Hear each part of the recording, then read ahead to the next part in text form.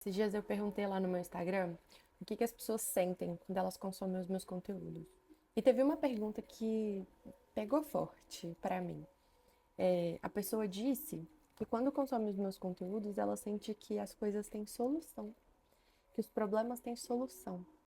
E inspirada nesse comentário, que eu achei muito bonito e de fato é uma um dos meus objetivos nas redes sociais, né? Conseguir mostrar que a vida pode ser mais simples e que sim, as coisas podem ter solução. Pensando nisso, eu trouxe esse vídeo hoje, que é uma técnica para resolver a maioria dos seus problemas. Uma técnica muito simples, mas o simples fato da gente usar uma abordagem um pouco mais estruturada faz com que a gente consiga de fato identificar qual é o problema, o que muitas vezes a gente não sabe fazer, e conseguir pensar em estratégias até criativas para lidar com eles. Então, vamos para o vídeo. Pensar em técnica de resolução de problemas é pensar em 5 etapas. Identificar o problema, pensar em soluções criativas até malucas, avaliar essas soluções, implementar uma delas e o quinto passo, que eu acho que é o mais importante, é onde a maioria das pessoas desiste, é avaliar o que foi feito e refinar essas estratégias. Então, mesmo que não tenha dado 100% certo, como é que eu consigo continuar melhorando? Mas vou explicar melhor. Vou pensar numa situação hipotética, numa personagem, o nome dela é Ana. E ela tá se sentindo muito sobrecarregada ultimamente com a vida, com as tarefas domésticas, com o trabalho. E ela quer aplicar essa estratégia de solução de problemas. E aí eu vou usar esse exemplo para te ajudar a entender melhor essa técnica. Então a Ana para e pensa: caramba, eu tô me sentindo muito sobrecarregada, eu não tenho tempo para nada. Qual será que é o problema da Ana? Não ter tempo, na verdade, é um sintoma, é uma consequência de alguma outra coisa. Do que será? Né? Será que é do excesso de atividades que ela tem para fazer? Será que é de uma falta de planejamento? Será que ela não aprendeu a fazer gestão do tempo? Será que ela só precisa de uma agenda? Que quando ela vai ver, ela marcou mais de um compromisso e aí isso deixa ela sobrecarregada, mas que na verdade, se ela tivesse uma agenda ou algum lugar para consultar, ela se sentiria menos sobrecarregada? Entende? Como até nesse ponto, no primeiro ponto, que é de definir o problema, a gente ainda tem uma série de possibilidades. Então, essas são as possibilidades da Ana. E aí depois, a gente vai para o segundo passo, que é gerar ideias sem filtro. Podem ser ideias mais malucas. Anota. Por que a gente anota ideia maluca? Porque mesmo que elas não façam sentido na prática, elas podem é, abrir um leque na sua cabeça para pensar por outros caminhos e podem, inclusive, ajudar a complementar outras ideias para serem soluções um pouco mais práticas. Então, o que a Ana pode fazer? Ela pode começar a usar um calendário, ela pode começar a anotar as coisas no celular dela, ela pode, na noite anterior, planejar o dia seguinte, ou no domingo, planejar a semana, ou no início do dia, planejar aquele dia.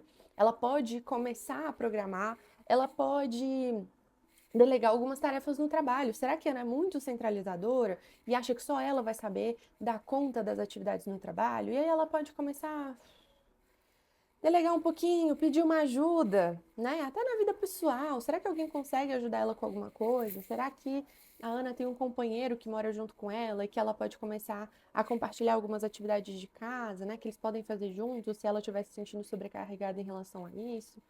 A gente pode ir pensando em uma série de ideias. Esse momento não é o momento de avaliar. Avaliar é o passo número 3. E aí, como é que a gente vai avaliar? A gente pode tentar, eu gosto de trazer de uma forma bem objetiva.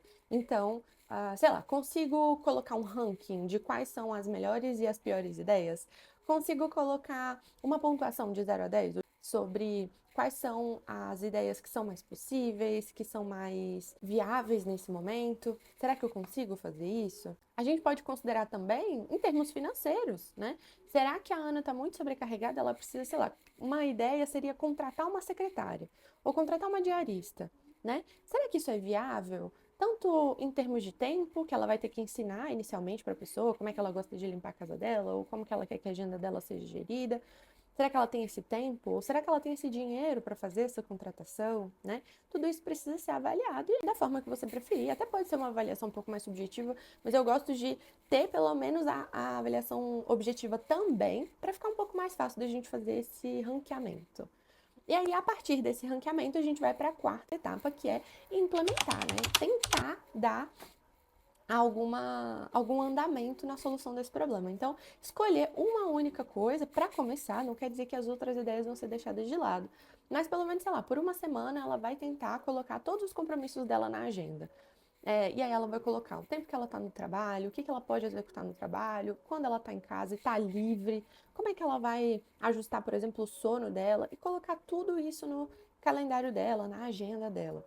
E aí ela pode ir nos finais da semana, olhar o que ela previu, olhar o que deu certo, o que não deu certo, e ir ajustando, que aí fazer essa revisão e o ajuste é o quinto passo. Avaliar e ajustar.